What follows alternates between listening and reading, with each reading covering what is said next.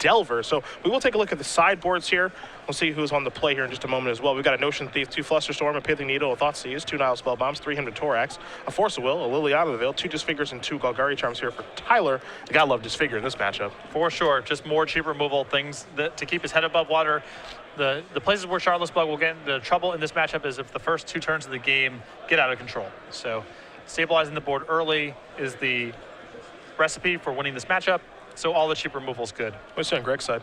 2 Disfigure, Flusterstorm, 2 Golgari Charm, 2 Graft Digger's Cage, Null Rod, the Needle, a Spell Pierce, a Sylvan Library, 2 Thoughtseize, an Umaza's Jitte, and a Vendalion Click. I like Sylvan Library, the 2 Thoughtseizes, and the Vendalion Click a lot in this matchup.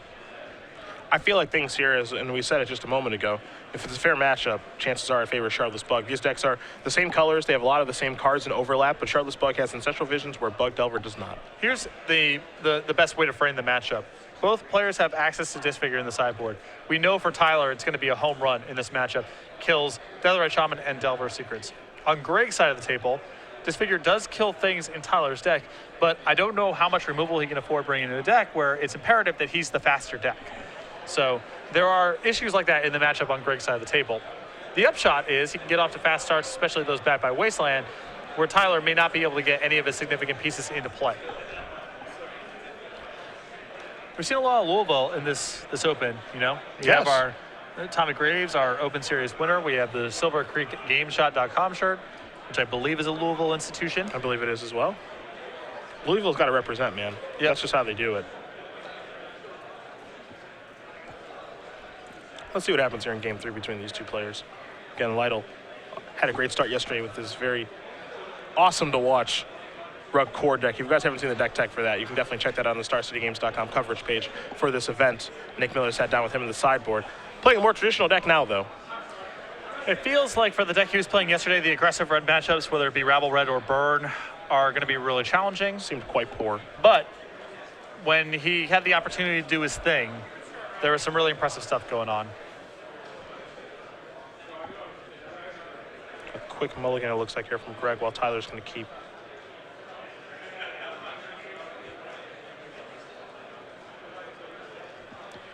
Five of 9 is where we are right now in our Legacy tournament. A little ways to go here. And we'll see what actually happens. Again, Legacy, a very slow-moving format as far as change is concerned, though. Last week in the Invitational, we did see a lot of Shardless Bug. It was one of the best performing decks of the weekend. We haven't seen a lot of combo in Legacy recently. Not sure if I classify Tom Ross's Infect deck as a combo deck. It's kind of in that space. It has a lot of parallels to Burn, where there's some matchups where you are kind of a creature and spell deck, and there's some matchups where you are essentially a combo deck. We'll say this, there's a lot more Infect in the room this weekend than we normally see. And you have to imagine that's due to the boss's performance with the deck over the past 2 Invitationals. And Muller's going to take a second mulligan here.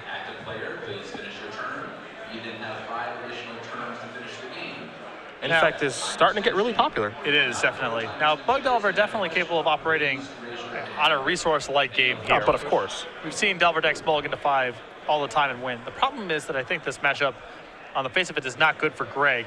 He needs to get a very specific set of draws, cards in his opening hand and very early in the game to keep Tyler off of his powerful stuff, and that's very hard to cobble together on 5 cards. I think it's very unlikely that you'll see, a Delver draw be good against Shardless Bug. Delver flip it and give the beatdowns and protect it, as the Delver deck is so known for, because one of the removal spells is uncounterable in Abrupt Decay.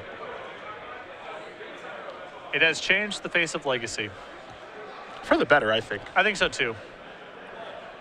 Deathrite Shaman's like a little annoying. I have my personal beefs with that card, but I'm actually a pretty big Abrupt Decay fan.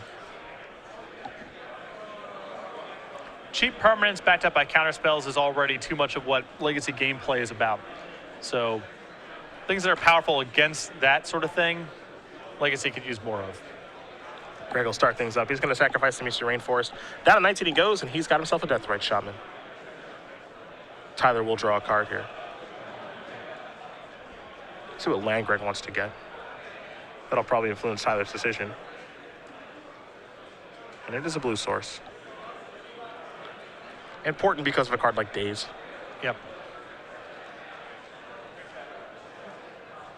Now, I'm interested to see, is Tyler going to be a little more liberal about not playing around things here? Is he going to be willing to just open up on Underground Sea, potentially risk a Wasteland here because Greg's on 5 cards and he's kind of happy making those trades, whereas on a 7-card hand, he would be a lot more conservative about the sequencing of his initial land drops. And might see him start with a fetch.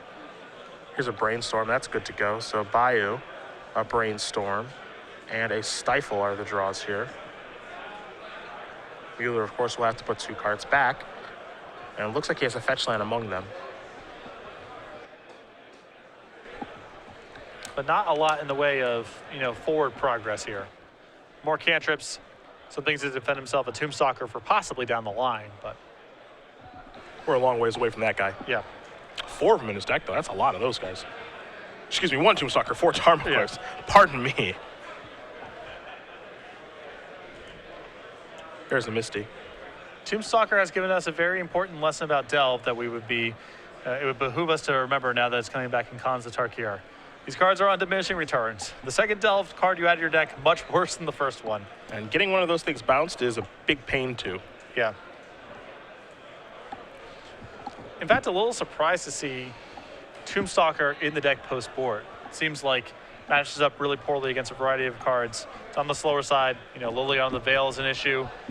Jace the Mind Sculptor, Baleful Strix. Oof, forgot about the old Strix. Oh, yeah, it's not good. Here's Disfigure. That one's going after old Deathrite. I suppose there's a higher priority on Greg cutting his counter spells from his deck, which he has a lot of, so if he only has so many cards to bring in, something like Tombstalker is better served than something like Force of Will, which is not really that well suited for this kind of matchup. There is the powerful Disfigure. Gets rid of the Deathrite Shaman. Muller will draw. Doesn't sacrifice his fetch land just yet. How long is he going to just hold up this Stifle here? That's the question. You have to imagine Tyler's going to play around it to the best of his ability. But we've gotten out of the initial stages of the game, and this is where Tyler starts to flip the script a little bit. It sounds funny to say, we're only on turn 3, but that's the early stages. That's where the Delver decks like to prey on you. Rug Delver more so than Bug. But, there is no Delver draw kind of incoming here. There's a Creeping Tar Pit.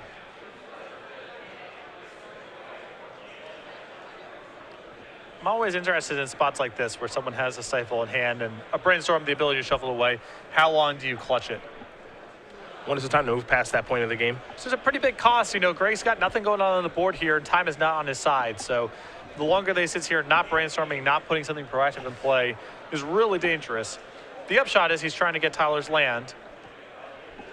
But if that doesn't happen soon, then I think that Greg has to give up on this. There's even a situation, right, where Tyler would just let that happen. Yeah. He can just finally make the decision of, okay, I can let this Verdant Catacombs go. And you can Stifle it if you want to. I mean, given the way that Tyler's played the last couple of turns, it's clearly something on his radar. We don't know if he's seen it thus far in the matchup, but he is playing as though it is a possibility at the least. Hey, sacrifice the Verdant Catacombs, that got stifled. Now he'll play Misty Rainforest and sacrifice that.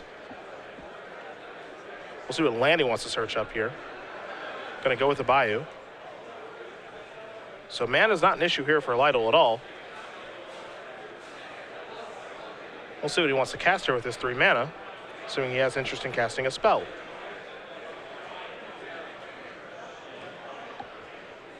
Two mana. It's the Lurgoyf. It is Tarmogoyf.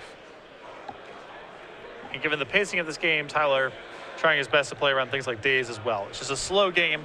He wants to render most of Greg's defensive cards useless, pick apart the couple of threats that Greg can add to the table, and win kind of at his leisure. We'll get our Tarmogoyf die out there to see exactly how big Tarmogoyf is at this point, so you guys can see at home. Looks like we have instant and land and a creature in the graveyard, so it looks to be a 3/4 at this point. Yep. No sorceries, no ponders just yet.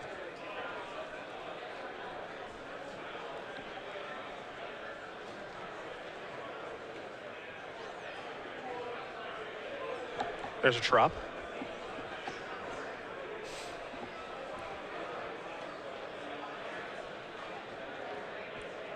I wonder if Greg is just contemplating going for Tombstalker this turn.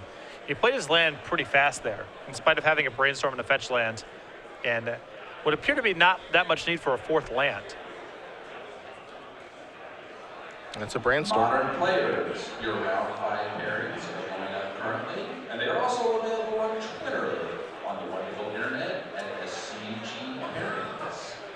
Round 5. Looks like Greg has found an abrupt decay in this brainstorm, which gives him an answer to the Tarmogoyf. Yeah, that's a good start. Not that that's too pertinent here, because I don't think his ability to answer this Tarmogoyf is really going to be the thing that determines this game, but it's nice to have.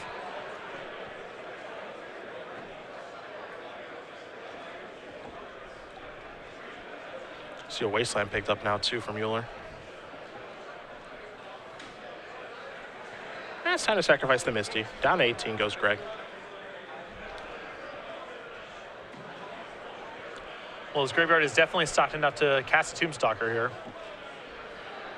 Pretty risky, though. Well, he's on 5 cards. His hand allows him to do nothing else. Yeah, I guess he just has to and kind of hope for the best. The odds it is good here are exceedingly low. Jace, Baleful Strix, Liliana of the Veil, but you got to try to win with the cards you have. I don't even think Tyler quickly untapped. It's almost like he doesn't really care that much. Tarmo goes to 2-3 now. No creatures in the bin.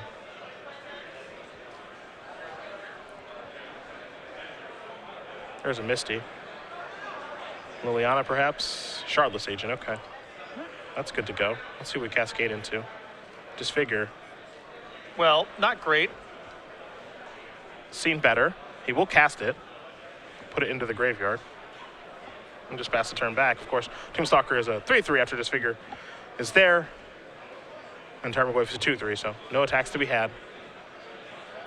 Well, Greg's still playing. I mean, it's definitely possible, right? Yeah. It is possible for Tyler to not find an answer, especially if Greg is able to find another creature that can stick. Yeah. Then he has insurance against Liliana of the Veil. And at that point, you're looking at basically Baleful Strix and Jace. That's an attack for 5. And Greg has an Abrupt Decay in his hand. He doesn't have to kill this Tarmogoyf. It's not very large, so he can keep the Abrupt Decay in his hand as insurance against a Baleful Strix. There's a Ponder. And we got a game. Tarmogoyf, Spell Snare, Stifle. Stifle's actually pretty good against the ways that Tyler can kill that thing. Or at least like momentarily get it out of the way. Well, any Planeswalker that he plays, that Tyler can play here, Greg can stifle the activation, untap, and kill it with the Tombstalker. He has Abrupt Decay as insurance against a Baleful Strix. So he's definitely ahead in the damage race right now. Tarmogoyf up to a 3-4 now as there's a sorcery in the graveyard. There's a Polluted Delta. I'm going to sacrifice this, go down to 12. For a 5-card hand with no initial pressure, Greg's as competitive as he could realistically expect to be. Yeah, again, I agree with you. Tombstalker's not one of the best threats in this matchup. There are a lot of cards that can make it look very poor. Again, Baleful Strix, Jace the Mind Sculptor, bouncing it after you delve your entire graveyard, and Liliana of the Veil. But if the plan is just, to Abrupt Decay problematic creatures, that's not going to work on Tombstalker. Right. Here's 3 mana. This is another Shardless Agent. It's time to Cascade, or at least attempt. And it looks like he's moving in on a Stifle. Okay, so he's going to Stifle the Cascade. Now here's an attack for 5.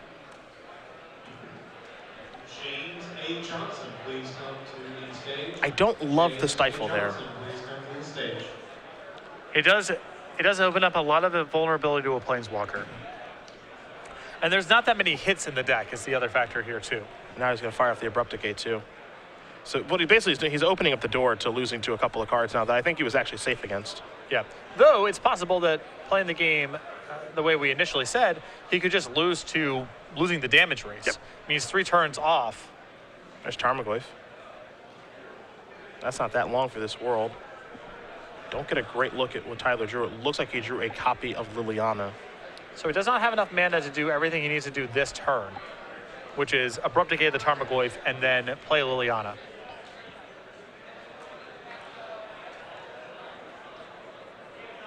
But it does look like he will be Abrupt Decay in the Tarmogoyf now, so that his Shardless Agents can get into the red zone, which I think is appropriate. He's going to go down to 6.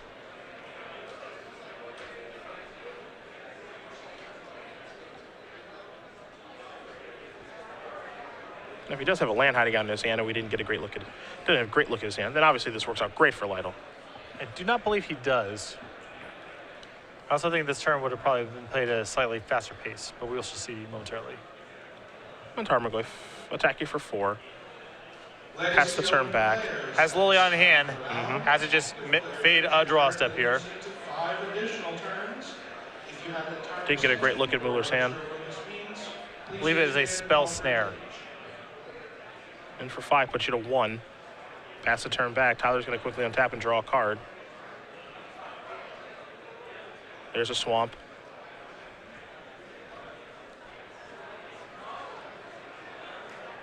Here's an attack. Here's Liliana. See, Muller's going to take a look at the spell snare. It's good. Get that thing out of here. Pass the turn back, and Muller's now drawing dead. Yeah, he's dead on the way back. Yeah, and that's going to do it. Tyler Lytle's going to win this match. Timely Liliana Veil was the draw, and he's going to beat Greg Muller. Muller made a heck of a game out of it on a mulligan of 5, but Tyler Lytle, Grand Prix San Antonio champion, is going to win this match. He moves on to 4-1 playing Charlotte's Bug.